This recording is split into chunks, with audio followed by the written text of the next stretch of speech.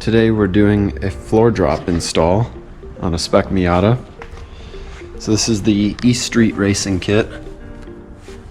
Pretty cool, comes all prefabbed, all welded together. There's not really a whole lot you have to do with it there.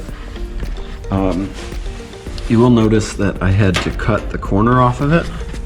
This is not something that I suspect most people will have to do, but it's just a fact that we're installing it after the cage was put in. In fact, this car has been a Spec Miata for, I don't know, 15 years or so. So it's been through a lot.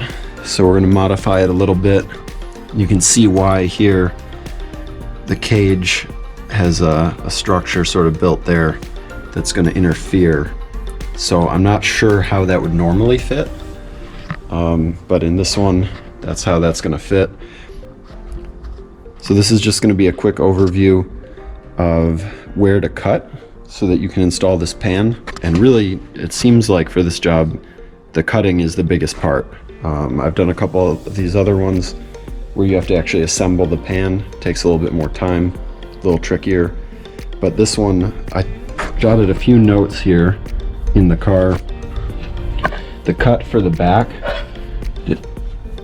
right along here, is about 1.5 inches from the rear bulkhead.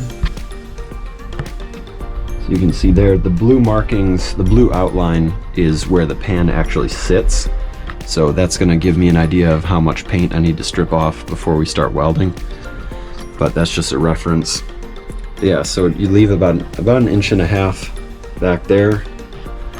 And then for the tunnel, it sort of doesn't matter a lot where you cut the tunnel.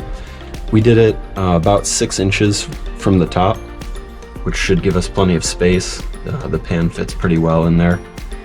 But it doesn't really matter because you're gonna have a bunch of overlap between the pan and the tunnel either way. One of the important things about this is that I did avoid cutting the spot welds out that hold the heat shield. So we'll actually be able to retain the heat shield, keep some of the heat out of the cabin. And then for the front cut, again, the blue line is just where the pan is actually gonna sit. We'll show that in just a moment. But it's about 24 inches from this edge here.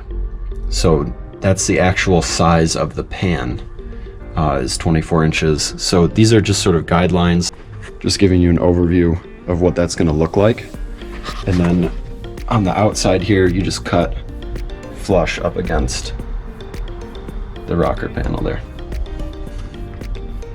All right, so we're gonna take a look at it with the pan in there now.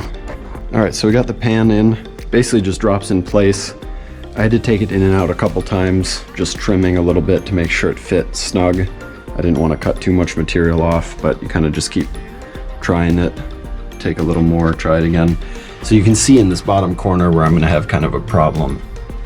So I cut the pan there, and then I'm gonna just make a little sort of trapezoid or rectangle piece there to cover the hole once I've got the pan in place. But you can see it just sits in there nicely. It does come up pretty high over here. So again, you know, where you actually cut there isn't super critical. And then again, you can see the blue marks, which are really just a reference. So I'll know how much paint to strip away when I'm doing the prep work for it. So then the next step will be after the prep, we'll go to weld it. And you can see it fits in here pretty nice. I could probably clean up a couple more spots a little bit, but we should be able to just push it down. There's a little bit of flex up against the tunnel there. So push it down and get that corner nice and secure. Basically get the corners and these front edges, which are gonna be important, that they're sealed properly. And then once those are in place, we'll be able to just sort of push this towards the tunnel, close that gap up, weld it, a little bit of seam sealer, a little bit of paint, and it'll be good to go. All right, there you have it.